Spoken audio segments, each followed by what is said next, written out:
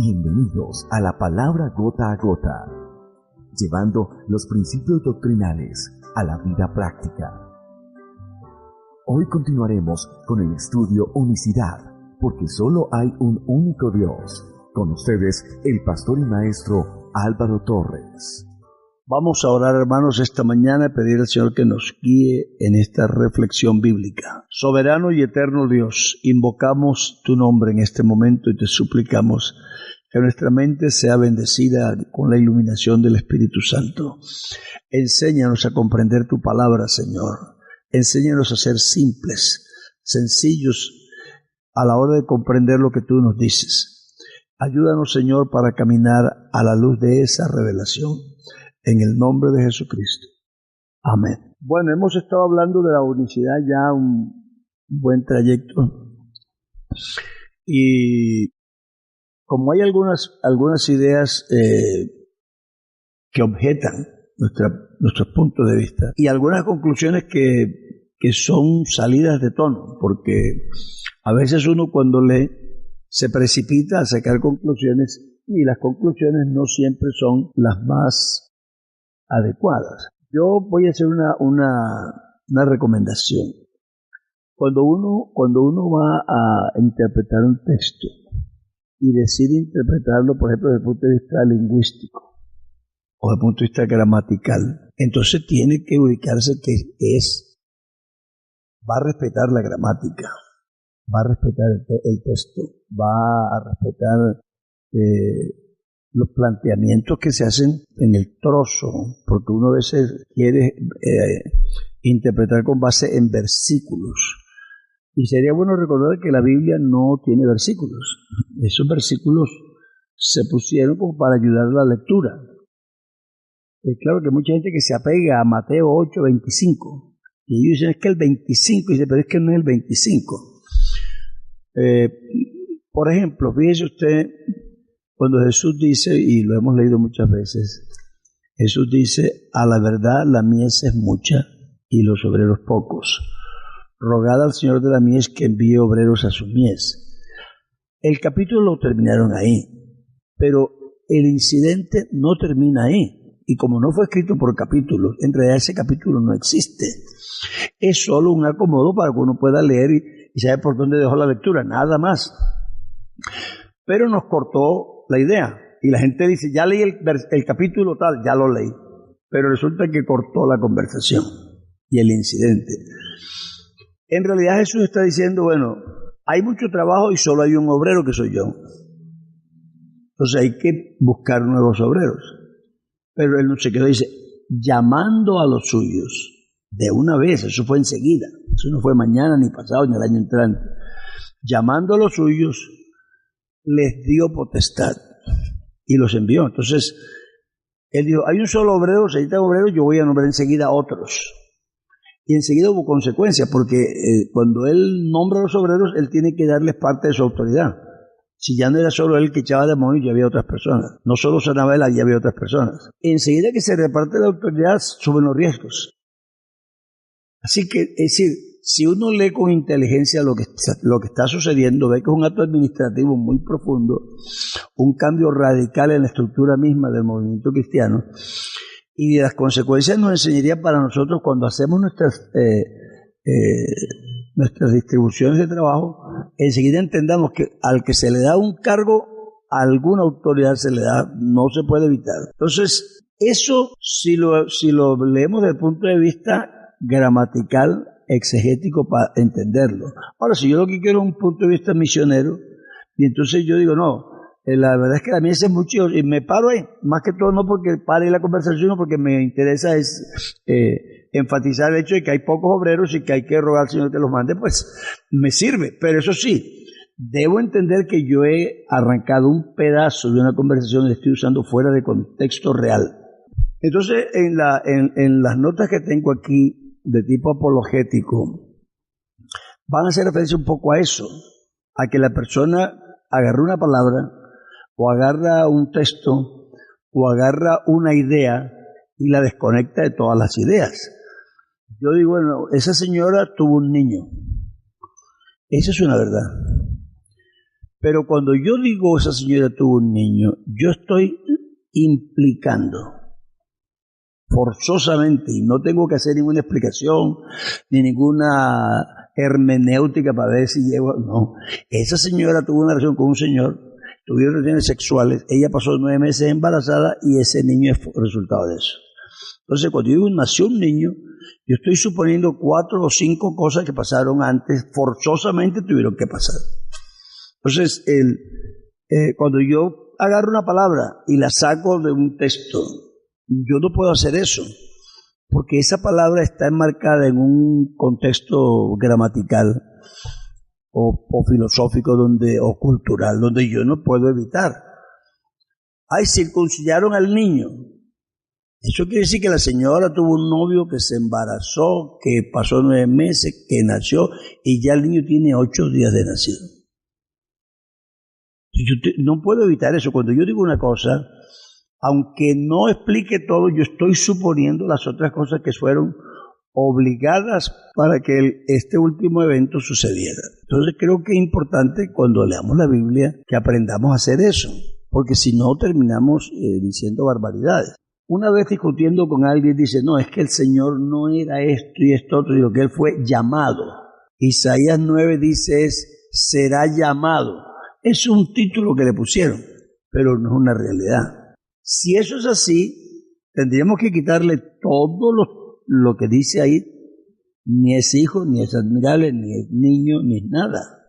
Así que será llamado, no quiere decir que es un título gratuito o folclórico, no, es que se está diciendo lo que es de él.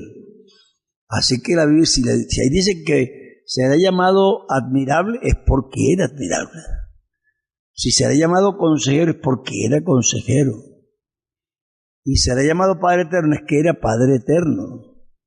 Así que no se trata pues de palabritas, de piropos, como diríamos coloquialmente. No se trata de requiebros que le van a decir al Señor, qué lindo decirle esto. No, es que eran reconocimientos. Más, es un profeta hablando. El profeta en un momento de una revelación, así que no está echando piropos, está diciendo verdades. Entonces, yo no puedo aceptar que porque la persona es que será llamado, quiere decir que él no es Dios fuerte, él no es hijo de Dios ni nada, eso a veces se le llama así, esos son títulos gratuitos. No. Cuando la Biblia dice Padre Eterno, dice, no, es que se llama Padre Eterno, es porque Él hizo la creación. Pero si Él llegó a ser Padre porque hizo algo, antes de hacerlo no era Padre. Porque dice ese argumento dice que Él llegó a ser Padre porque creó. Cuando haya creado 100,000 millones de años atrás, pero de ahí para atrás no era Padre. Pero aquí dice que es Padre Eterno. Así que Padre Eterno es que fue Padre siempre, sin principio y sin fin. No empezó a ser Padre un día porque hizo, sino porque Él es la fuente donde emana todo. Él es el causal. Entonces, como Él es la causa primaria de todo, Él es Padre de eso. Es decir, Él es el que le da origen. No porque lo hizo, sino porque tiene la capacidad de hacerlo. La Biblia dice que Él es Padre eterno, así que fue Padre siempre. No se puede estar refiriendo al hecho de ser padre como coloquialmente sería un señor que tiene un hijo. Porque entonces Dios no llegó a ser padre sino el día que nació Jesucristo. Y ya era padre antes. Él dice, no, cuando creó, pero es que aquí dice que era Padre Eterno. Entonces no es Padre Eterno porque empezó a hacerlo en un momento dado, sino porque siempre lo fue. Si siempre lo fue, la palabra Padre se está usando entonces en otro sentido. Porque si no, es decir, no es cuestión de argumentar por argumentar, es que eso lógicamente nos lleva a esa conclusión. Que yo, si no tengo hijos y soy padre, me están diciendo padre por otra cosa. ¿Por qué? Porque yo no tengo hijos. No, que yo hice una creación, él es padre de esa obra de arte, ok. Y antes no lo era, no porque no había hecho la obra de arte. Pero Padre Eterno quiere decir que fue padre siempre. Entonces no se está refiriendo ni a que hizo una obra de arte, ni que hizo una creación, ni que tuvo un hijo. Se refiere a otra cosa. Se refiere a que Él es Padre esencial porque es causa primaria de toda forma de vida. Y eso es lo que la palabra de Dios enseña. Así que Dios es Padre porque por naturaleza Él es el generador de toda existencia. Y eso sí siempre lo fue. Así que eso no empezó a hacerlo ayer o hoy porque tuvo algo. Otra idea que escuché a alguien fue que la muerte de Dios. Creo que predicó un sermón que tituló La muerte de Dios. El título mismo es contradictorio, obviamente, porque Dios como tal no se muere.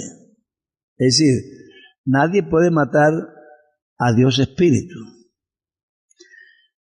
Como la redención necesitaba derramamiento de sangre, como la redención necesitaba de que fuera un pariente cercano, Dios tuvo que adecuar su ser para poder llegar a ser lo que tenía que ser para alcanzar lo que tenía que alcanzar. Eso es lo que el ser humano de pronto no llega a entender. Dios no prestó. Es que Dios es el que era, yo lo salvaré, yo mismo lo salvaré, yo mismo que hablo, estaré presente. Jesucristo es el Salvador, pero en el Antiguo Testamento se habla de Jehová como el Salvador, así que no puede haber dos Salvadores, porque la humanidad tiene un solo Salvador y además con uno es suficiente. Si se necesitaran dos, pues de pronto hay la posibilidad, pero con donde una causa es suficiente, dos son demasiadas. Entonces, Él es el único Salvador que existe. Este Dios que se adecuó de la manera, no discutamos eso ahora porque sería larguísimo de discutir, pero haciendo lo que tuvo que hacer, tuvo que adecuarse para poder hacer la redención. Y la redención pasaba por la muerte. Así que la redención tenía que tener el sacrificio de alguien, porque eso lo dice la Biblia, es el Cordero de Dios que quita el pecado del mundo. El penitente del Antiguo Testamento conseguía un cordero exterior a él y diferente a él para que lo reemplazara allá. Pero resulta que aquí el sacerdote y el cordero son el mismo. Entonces yo me presento con un cordero que no soy yo, pero que puede representar a la humanidad entera y que además también es el sacerdote. Así que, aunque yo no quisiera, yo tengo que aceptar eso porque eso es lo que enseña la Biblia. Ese es el gran misterio del cristianismo. Entonces, si yo observo a Cristo, los que creemos que Jesucristo es Dios, yo tengo un ser que tiene cosas que no me las puedo explicar divinamente. Jesús, cansado del camino, se sentó así junto al pozo. Pero Isaías dice, ¿no has oído? ¿No has entendido que el Dios eterno es Jehová, el cual no se cansa con cansancio? Y yo digo, bueno, Dios no se cansa, pero Cristo sí se cansó y se sentó junto al pozo. Yo tengo dos opciones. O digo, Cristo no era Dios. O yo tengo que decir, Dios tomó una manera en la que eso fuera posible. No hay manera de que yo tenga otra manera. Yo no puedo explicarlo de otra forma. O yo le quito su divinidad, o yo veo que la divinidad se adecuó de alguna forma para poder participar de estas dos circunstancias. Ser Dios y ser hombre. Pero eso me lleva a mí a una conclusión. Y es que Cristo vivía en una naturaleza totalmente independiente de lo que pudiera vivir en la otra. Jesús lloró, Dios no llora. Jesús se cansó, Dios no se cansa. Jesús comió pescado, Dios no come pescado. ¿Entiendes? Es decir, que todo lo que yo veo que Jesús hizo como hombre, no lo puede hacer Dios en su naturaleza humana porque su naturaleza no lo necesita, no es apropiado. Pero sigo creyendo que Él es Dios, así que Él está viviendo en una naturaleza lo que no vive en la otra. Eso tengo que entenderlo a lo largo de toda la vida. Dios no se bautiza, Dios no se cansa, Dios no toma agua, Dios no llora, Dios no se cansa del camino, Dios no duerme. Salmo 120 dice que Él no duerme. ¿Cierto? No se angustia. Entonces, es decir, o yo acepto que Jesucristo es Dios y que en una área de su vida puede vivir algo que la otra no lo vive, o yo no tengo ningún Cristo. Y el cristianismo entonces no sería realmente el cristianismo. Porque la esencia del cristianismo es que Dios se manifestó en carne y que en esa carne vivió por nosotros lo que Él no podía hacer en espíritu. Entonces, cuando yo lo llevo a la muerte, no puedo olvidarme que sigue siendo lo mismo. El problema no es en el Calvario, el problema es toda la vida. En Getsemaní igual. Dice que llegó su alma, se angustió hasta la muerte y venía un ángel y lo ayudaba. ¿Crees que Dios necesita que un ángel lo ayude? Entonces no fue el Dios manifestado, sino la manifestación de carne que vivió esa experiencia. Pero eso sí me hace entender a mí que Cristo puede vivir en una de sus naturalezas una cosa que no necesariamente vive en la otra. Y viceversa. De lo divino para lo humano, o de lo humano para lo divino, es lo mismo. Entonces, la muerte es una de esas experiencias en las que Cristo la vive en su carne. Porque habiendo sido muerto en la carne, así dice la Biblia. Él fue muerto en la carne, porque no podía ser muerto en el espíritu. Es más, nadie puede ser muerto en el espíritu. Así que no veo cuál es el problema nuestro a veces de complicar las cosas. Él es un ser especial, con una condición especial, pero que está viviendo mi experiencia. Probó la muerte por todos. Cuando Él dice, nadie me quita mi vida, sino que yo la pongo. Fíjese lo que está diciendo. Porque yo tengo poder para ponerla y volverla a tomar. Así que Él está diciendo que Él mismo la pone y Él mismo se resucita. Lo mismo dijo cuando Él dijo, ese templo destruyanlo y yo en 3 días lo levanto. Y ellos protestaron. Pero Él hablaba del templo de su cuerpo. Así que Él está diciendo que Él va a resucitar su cuerpo porque Él tiene poder para poner la vida y tomarla. Pero los versículos que Pablo escribe para explicar esa misma experiencia dice que el Padre lo levantó. Eso quiere decir que cuando Cristo está diciendo yo lo levantaré, está diciendo yo en mi yo poderoso, divino, lo voy a hacer. Y eso no lo puedo yo evitar porque si no, no tengo Cristo. ¿Sí? El cristianismo cree de salida en un milagro. Una mujer concibió del Espíritu Santo. Eso no tiene una explicación lógica y gracias a Dios que no la tiene. Porque si fuera lógico, pues sería lo mismo que todos. Aquí tenemos el arranque de un milagro. Un milagro, ¿cómo es? Es una cosa que no va por las leyes naturales. Pero ninguno, no solamente la concepción de Cristo. Yo tenía un montón de úlceras que me tomé un medicamento que no debí por tiempo y se me perforó el estómago. Me dio una hemorragia impresionante, fue más de 1 litro de sangre que boté, me estaba muriendo, me llevaron corriendo al hospital. Me hicieron endoscopia, me detectaron las úlceras, eso tenía como 3 grandes y poco chiquiticas. Eso, yo tuve un familiar que tenía úlceras, estuvo como 1 año comiendo papa y cuidándose de ciertas comidas porque eso no se cura en un día. Y quedan las cicatrices sensibles a que pronto se reabran.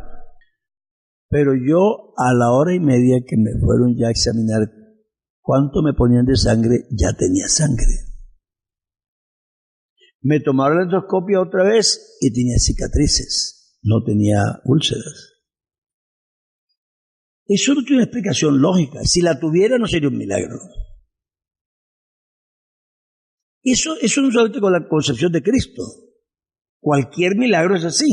El hombre está paralíticos de nacimiento, es decir, que si usted sabe lo que es un paralítico de nacimiento, un hombre que nunca cargó el peso de su cuerpo sobre las piernas, esas piernas nunca se desarrollan, son delgaditas, están torcidas, los huesos se deforman, él lo tiene que cargar. A él no le hicieron una operación, no le hicieron un injerto, no le pusieron una terapia. Eso hubiera durado como 3 años o 4, si es que hubiera habido la posibilidad. Pero aquí dice, levántate. Y el hombre pegó un salto, los huesos se le enderezaron, los tendones se le reavivaron, los músculos se oxigenaron, la sangre empezó a funcionar. Es decir, eso fue un milagrazo.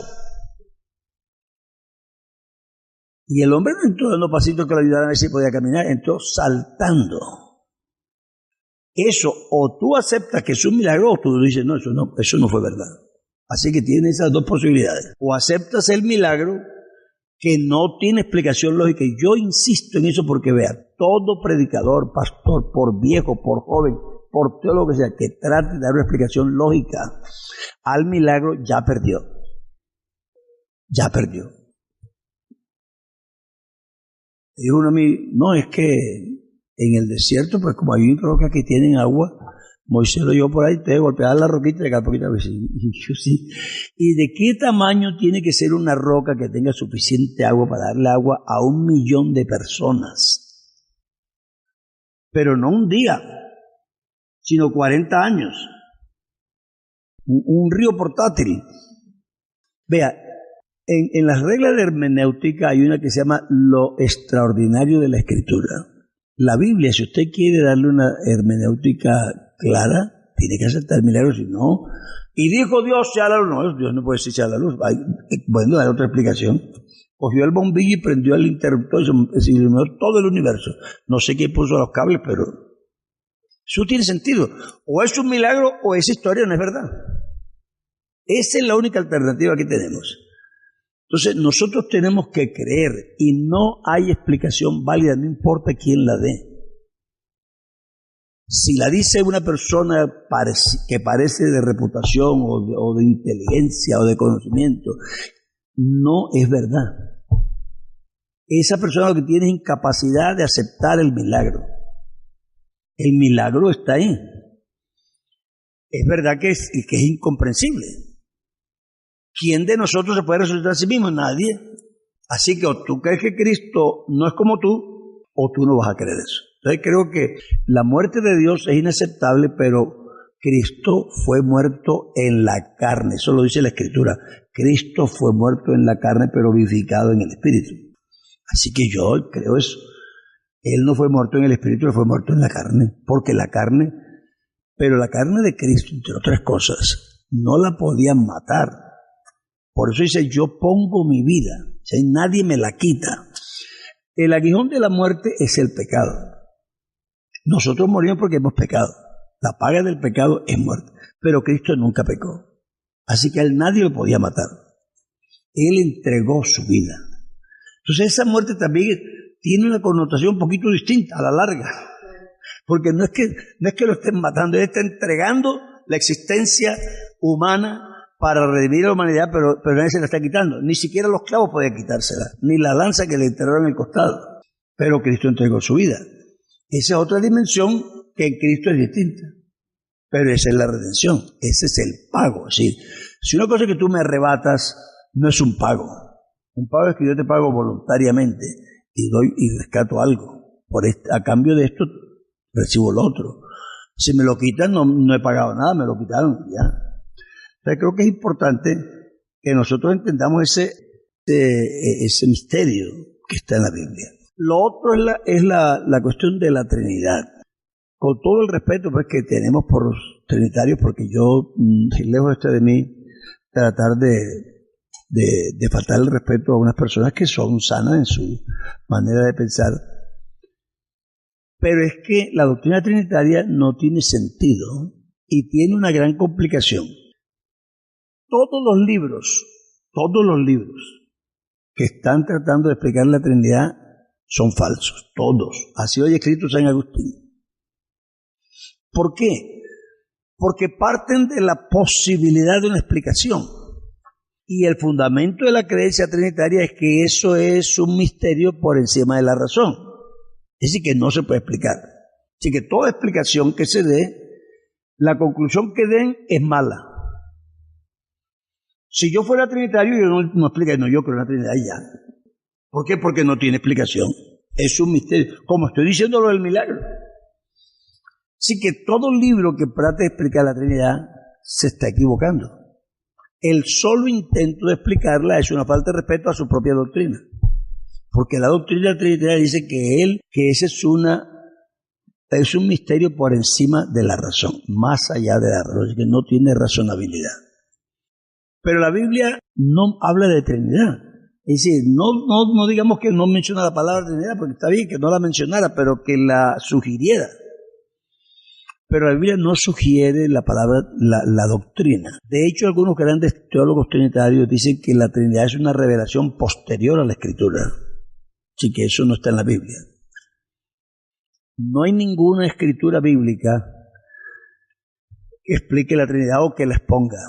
Lo que muchos agarran versos que tratan de decir, son versos que hablan de la naturaleza humana y divina de Cristo que no son dos personas divinas. ¿Cuál es el problema más sensible de la Trinidad? Que dice que son tres personas de la misma sustancia. Ese es el problema. Esa no es la parte bonita, es la parte difícil para ellos. No, que son tres personas de la misma sustancia. Entonces dicen, yo escucho a un señor por televisión, dice, no, que es que todo el mundo es trinitario, el universo. Él dice, vea, un huevo tiene clara, yema y cáscara. Bueno, precisamente, son tres sustancias distintas. Entonces eso no es el ejemplo de la Trinidad.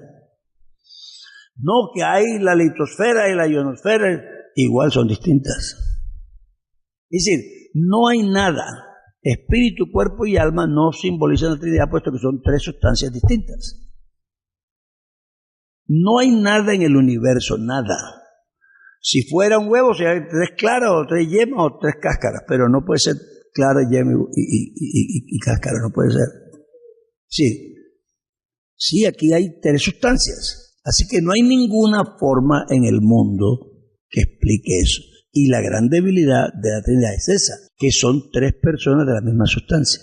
Dios es indivisible, así que si fueran tres ramas de la misma sustancia, de pronto, pero tres personas son tres seres individuales. Y Dios es indivisible, así que no habrá tres personas distintas.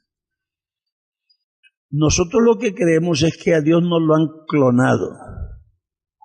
Dios no se puede clonar, Él es uno y uno su nombre. Lo que Dios ha hecho es mostrar tres modos. De hecho, la palabra persona originalmente no significaba lo que el diccionario dice hoy. Todavía el diccionario tiene como parte de la definición de persona la máscara que se ponían los actores en el teatro. Y creo que lo hemos visto por a veces en televisión, sale el payaso o sale y una mano tiene una máscara riendo y otra está llorando, entonces mientras ríe se la pone y se quita otra cuando va a llorar y se pone otra cuando se asombra. Es decir, en eso se podía aceptar, porque esos son personajes, no personas, son roles. Eso originalmente fue así. Originalmente se definió que Dios era como tres personajes. Los hacía tan bien que parecían tres personas diferentes, pero era el mismo. Como cuando usted ve un personaje que en la película tan bien armado que usted lo ve en la calle, usted no puede ver a otro, sino quiere ver al de la película, porque encarna también el personaje, pero él no son dos. Él es la misma persona con dos personajes. Eso se llama modalismo. Entonces, nosotros somos modalistas, ¿sí? Creemos que Dios se manifestó en tres modos, pero los hace también y respeta los linderos. Porque cuando Cristo dice, cuando es el día de tu vida, dice, eso no lo sabes sin el Padre ni el Hijo. Es decir, juego también mi papel de hijo, que lo que como hijo no debiera saber, no lo sé. Eso lo sabe el Padre porque también soy el Padre, pero como hijo no lo sé. Eso lo hacemos todos. Yo soy miembro del consistorio y como miembro del consistorio soy miembro del Tribunal de Segunda Instancia, digamos, de casos matrimoniales, por decir una cosa. Y una persona me encuentra por ahí, tiene un caso por ahí, me dice, hermano, ¿usted qué piensa? Y yo no puedo decirte. ¿Por qué? Porque está prohibido en el reglamento nuestro que un pastor se pronuncie sobre esos temas de matrimonio que están para divorcio. Si no, pero usted es miembro del consistorio, dice, cuando esté en el consistorio reunido, opinaré. Pero aquí soy un pastor. Yo sí tengo un criterio, pero yo respeto mi fuero de pastor y también uso mi fuero de miembros del consistorio.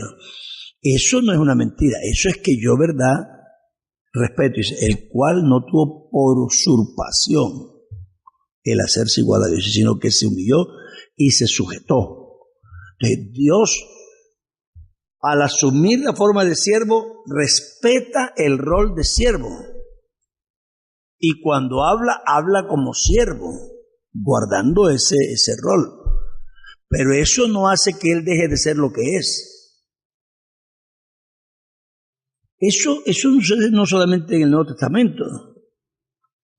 Fíjense ustedes a Dios hablando en Isaías. Dice, díganme, habitantes de Jerusalén, ¿qué fue lo que yo no hice a mi viña? ¿Por qué yo sembrando uvas, ahora recojo uvas silvestres? Yo la despedregué, tapé los portillos, todo. Ustedes suponen a Dios hablando así. Él está asumiendo el puesto de un agricultor. Y lo está asumiendo suponiendo que él como agricultor hizo todo lo que podía y porque no podía intervenir en el mundo de los seres humanos como un Dios a hacer cosas de Dios. Porque entonces, pues claro, como Dios aquí él no tiene contrincante ni nada. Pero entró a nuestro mundo, él aceptó el reto y entró a nuestro mundo y se sujetó a las propias leyes que él había puesto. Y entonces, claro, como eso es lo que pasó cuando se enfrentó con los judíos, que le dijeron que por el poder de Satanás se echaban los demonios. Y él dice, lo voy a hacer coloquialmente, él dice, bien merecido me lo tengo por presentarme en esta facha. Porque ustedes me están faltando el respeto porque estoy de por diosero. Así que se los perdono, les paso esa por alto, pero cuidado, que ustedes sí saben quién es Dios. Y ustedes saben que Dios sí tiene poder sobre los demonios. Y eso sí no se perdona ni en este siglo ni en el venidero. Es una advertencia muy dura, pero aceptando de todos modos que les pasaba por alto la ignorancia por culpa suya, porque él se presentó como un hombre. Entonces, Jesús jugó el papel de hombre perfectamente. Tan perfecto que parece otro, pero no es otro. Esa es la diferencia. Aunque tuviera la misma huella y el mismo ADN, por así decirlo, de todos modos serían tres individuos distintos. No hay una clonación. Esos son tres personas. Él es un solo ser. Así que no hay forma de que nosotros convirtamos esto en otra cosa.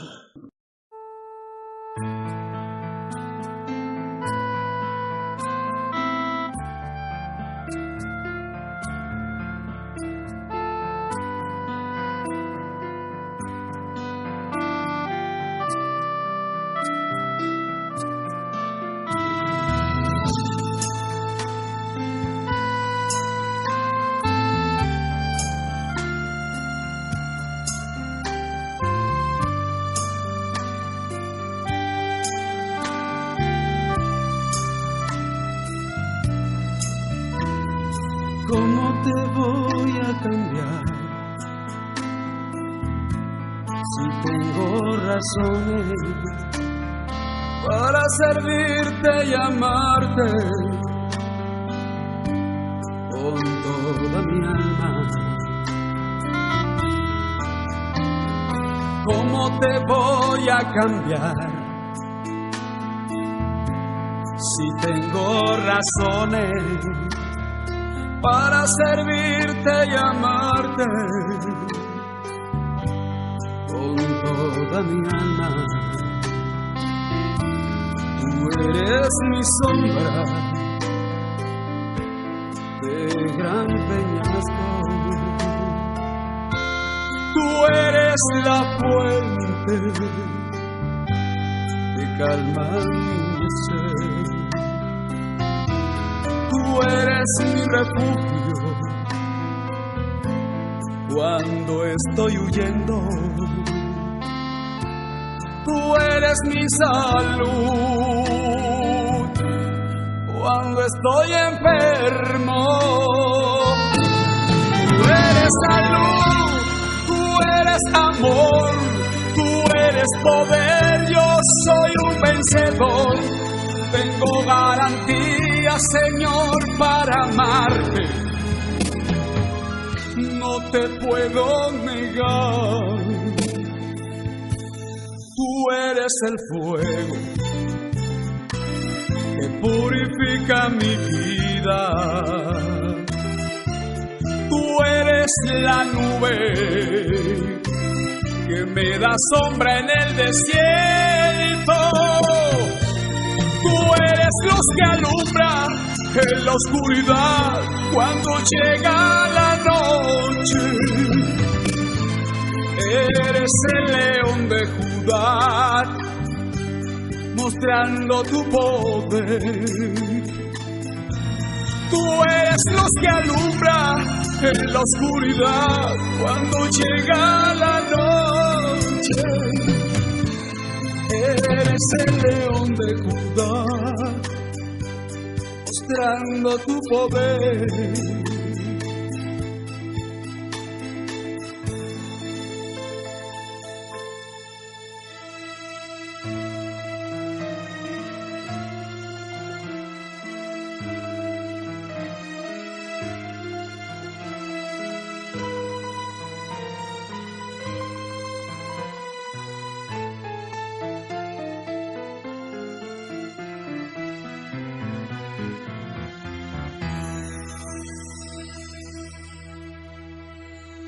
¿Cómo te voy a cambiar si en ti tengo todo? Nada tengo que no haya recibido de ti. ¿Cómo te voy a cambiar si en ti tengo todo? Nada tengo que no haya recibido de ti. Tú eres el cordero que quita mi pecado. Eres el pan de vida que alimenta mi ser. Eres el Dios eterno,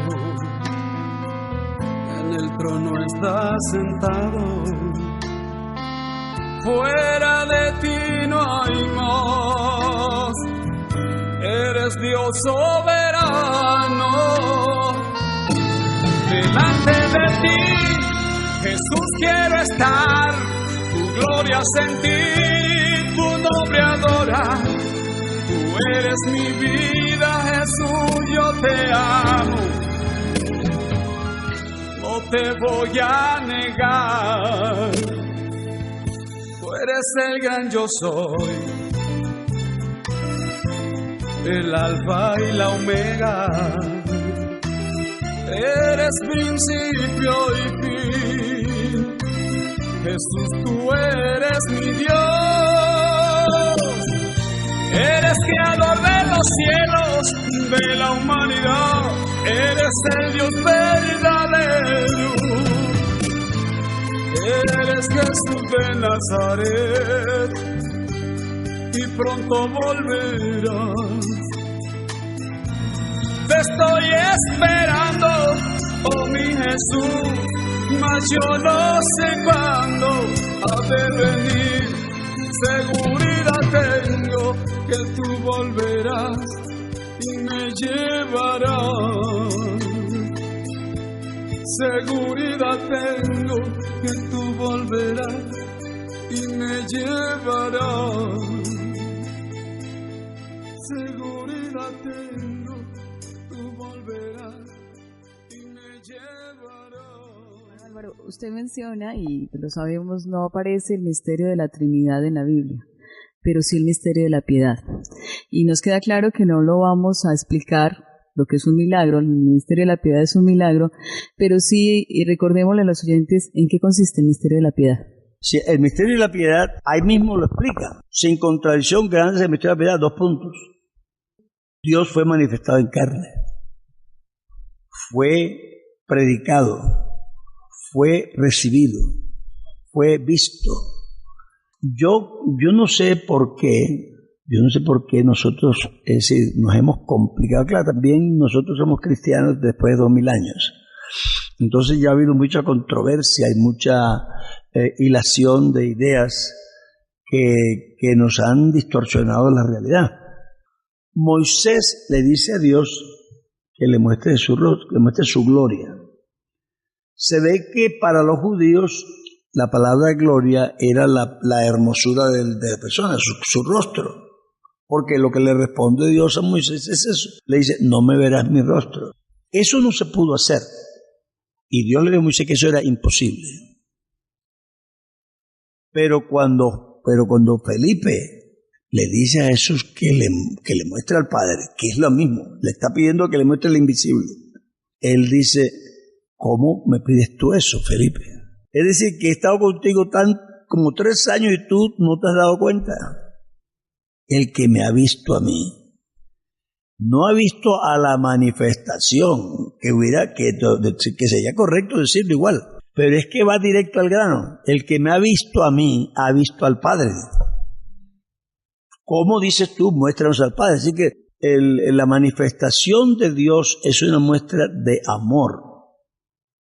Y creo que en la cultura hebrea más, porque usted ve que los matrimonios cristianos, aún en Colombia, donde eso en realidad no significa nada, pero fue adoptado por costumbres extranjeras. A la mujer le quitan el velo. Eso es un símbolo. Voy a conocerte, ahora sí te voy a conocer, te quito el velo. Aunque aquí no se tapan la cara, pero en otras culturas sí se tapan la cara. Entonces, el apóstol Pablo dice que miramos a cara descubierta. Y también dice que los que leen a Moisés todavía les queda el velo como se lo ponía a Moisés para que el pueblo de Israel no mirara esa gloria. Es toda esa imaginería judía y semita nos está dando un mensaje, pero no es una doctrina, sino un mensaje simbólico, en el que ahora descubrirnos el rostro es darnos a conocer. Por eso dice, ha sido visto. ¿Cómo explicaríamos esa palabra ha sido visto? Dios fue manifestado en carne, ha sido visto. Significa que no se veía. Porque si no, no es ninguna manifestación. Sería una frase que sobraría. Yo creo que el misterio de la piedad, es decir, del amor de Dios, del pensar Dios en el ser humano, es que Él se les manifestó. Así fui a casa de mis amigos y ellos me trataron. Es decir, no le reconocieron. Si hubieran conocido al Señor, nunca hubieran crucificado al Señor de gloria. No se dieron cuenta de quién era Él, pero Él estaba ahí. Entonces creo que ese gran misterio es precisamente eso. Fíjense que la presencia de Dios está rodeada de misterio en el Antiguo Testamento. Solamente Moisés entraba allá al lugar santísimo. En el lugar santísimo solo estaba el sumo sacerdote, había un velo grueso. Todo eso estaba hermético. El hombre no podía acercarse a Dios. Entonces, ese velo que estaba allí era un símbolo, pero Cristo se puso el velo encima. Y a través del velo es a saber de su carne. Así que Dios desbarató el templo que estaba bien hecho y se construyó uno propio, pero portátil.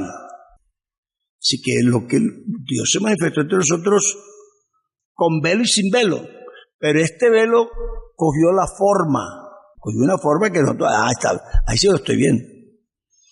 Esa es la manifestación de Dios, como dice, para que me conozcan. Los quiero y quiero que me conozcan. Y esa es la idea, es decir, eso está no solo en un versículo, está por toda la Biblia.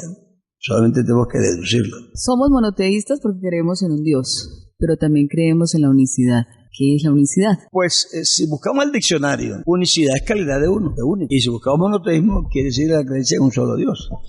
Entonces, en ese sentido gramatical, pues sería lo mismo. Pero precisamente, cuando ya lo usamos como una connotación doctrinal para identificarnos, nosotros estamos haciendo una diferencia entre monoteísmo y unicidad. ¿Cuál es la diferencia? La diferencia es que el monoteísta cree en un Dios. Ese Dios no necesariamente se manifestó en nada, es un Dios, existe un Dios, él adora un solo Dios. Por eso en el Antiguo Testamento, más que la unicidad se enseña la monolatría, es decir, la adoración de un solo Dios. Un pagano puede ser que tenía un Dios pagano, pero lo adoraba solo a él, a Baal, por ejemplo, era monolatría. Aquí era solamente adoración a Jehová. Para los israelitas solo existía ese Dios, pero para los paganos no. Y creo que eso es otro problema cuando leemos la Biblia. Para un pagano no es un problema aceptar otro Dios sin renunciar al propio. Entonces, Nabucodonosor nunca se convirtió a Jehová, sino que él dijo, el Dios de Daniel es el más grande. Es decir, hay otro, pero este es el más grande. Y cuando los pueblos paganos hablaban de Dios, dice, es que el Dios de Israel. Por eso la Biblia habla del Dios de Israel, del Dios de los ejércitos, del Dios de Jacob, el Dios de Isaac. No se está refiriendo como nosotros lo usamos ahora, que es que nosotros tenemos otra connotación porque ya tenemos una revelación y creemos que eso es lo que quiere decir. No, ponlo en su contexto pagano allá, y entonces el Dios de Jacob es el Dios de él. De hecho, cuando tuvo el sueño y le prometió a Dios que le pagaría los diezmos y todo eso, él dice, si Jehová me prospera, Jehová será mi Dios. Es decir, que hasta ese momento él no había tomado esa decisión. Jehová será mi Dios. Claro, para nosotros eso es extraño, porque ese pueblo se está formando. No había ningún pueblo cristiano o judío en la tierra. Eso apenas es una familia que está empezando a creer en ese Jehová. Entonces él no tenía un contexto religioso con una liturgia ni nada de eso. Él estaba empezando. Y por todo había oído a su papá hablar de Jehová y algo había, pero no tenía una definición. Eso pasó también con Esaú. Esaú no tenía una claridad sobre los valores. Entonces él no tenía valores. Y dijo, a mí que me sirve esa primogenitura, dame la lenteja y lo demás te lo regalo. Esos son personas que no son nuestro modelo. Entonces, en el Antiguo Testamento se habla de monoteísmo, de los pueblos que creen en un solo Dios, que eliminan a los otros y creen que el suyo es el único. Ya en el Nuevo Testamento nosotros estamos haciendo una inferencia, y es que decimos que ese Dios y Jesucristo es el mismo, que es unicidad, que sí, que no son binarios, sino único, que Cristo no es que sea otro, sino que es el mismo de otro modo.